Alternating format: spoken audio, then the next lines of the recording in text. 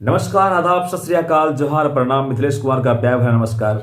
और आज मैं जिस टॉपिक के बारे में बात करने वाला हूं वो टॉपिक है बीटा जनरेशन।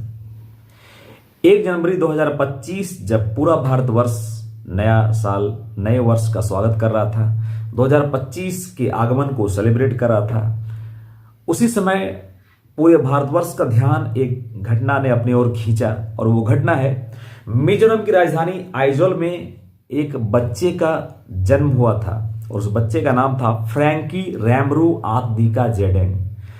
फ्रैंकी रैमरू आदिका जेडेंग का जन्म इतना महत्वपूर्ण या इतना विशेष क्यों था? वो इसलिए क्योंकि ये बच्चा बीटा जनरेशन का पहला बच्चा था। बीटा जनरेशन इसलिए क्योंकि 1 जनवरी 2025 के बाद जितनी भी बच्चों का जन्म होगा वो कहलाएंगे बीटा जनरेशन के बच्चे। आखिर ये बीटा जनरेशन क्या है? बीटा जनरेशन, जिसका नामकरण ऑस्ट्रेलियाई भविष्यवादी मार्क मैक्क्रिंडल द्वारा किया गया है, इसका नामकरण। और बीटा जो कि ग्रीक अल्फाबेट का दूसरा लेटर है और जिसका अर्थ होता है एक नई शुरुआत, एक नया आगाज।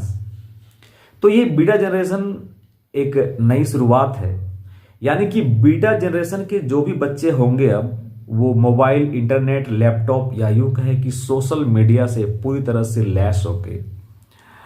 अब ये एआई यानी आर्टिफिशियल इंटेलिजेंस का सहायता ज़्यादा लेंगे और अब की इनकी जो भी शिक्षा दीक्षा, जो भी ट्रेनिंग होंगे ऑनलाइन पर ज़्यादा बेस्ड होगा, यानी कि ऑनलाइन कोर्सेज ये ज़्यादा करेंगे। अब इसमें सवाल ये है कि आखिर ये बच्चे सामाजिक तौर पर कितना स्ट्रांग हो पाएंगे, कितना परिपक्व हो पाएंगे।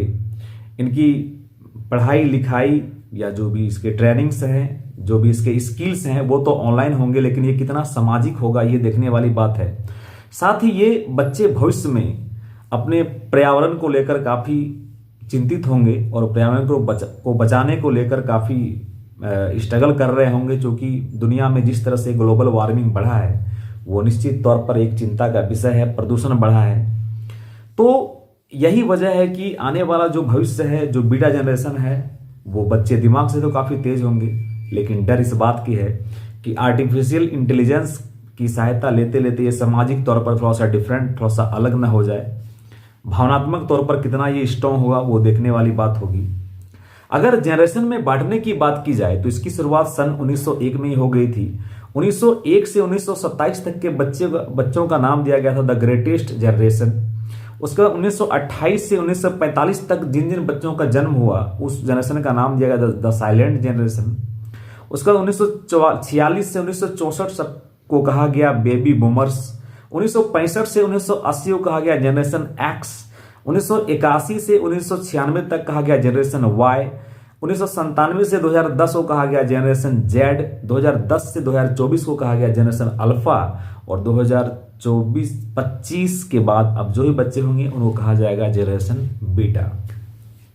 तो यानी बीटा जनरेशन की शुरुआत हो चुकी है और ये देखना दिलचस्प होगा कि ये बच्चे समाज के साथ कितना कदम ताल मिलाकर चल पाते हैं, राष्ट्र के निर्माण में भविष्य के निर्माता के तौर पर कितना अपने आप को इम्प्रूव कर पाते हैं, ये देखना दिलचस्प होगा। धन्यवाद। फिर मैं मिलूंगा एक नए टॉपिक के साथ। तब तक जय हिंद, जय भारत।